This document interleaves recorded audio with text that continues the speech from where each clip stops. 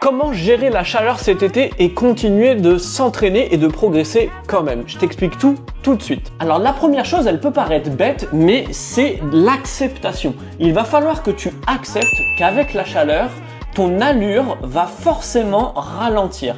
Et ce n'est absolument pas grave, ce n'est absolument pas de ta faute. La deuxième chose que tu vas pouvoir faire, c'est d'utiliser tes endurances fondamentales comme de l'adaptation à la chaleur. Là, tu pourras aller courir par exemple à 8h, 8h30. La chaleur commence progressivement à augmenter et tu vas pouvoir te servir de ces séances qui sont courues très lentement comme de l'adaptation à la chaleur. Par contre, pour les séances d'intensité, il va falloir que tu les fasses soit très tôt le matin, soit très tard le soir. Et l'objectif lors de ces séances, et même tout le temps en fait, ça va être de garder une hydratation parfaite.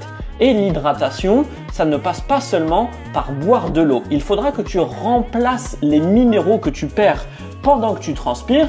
Et donc tout ça, tu peux le faire à l'aide des électrolytes que tu peux trouver soit en pharmacie, soit sur des sites de compléments alimentaires comme NutriPure, Decathlon, etc., etc.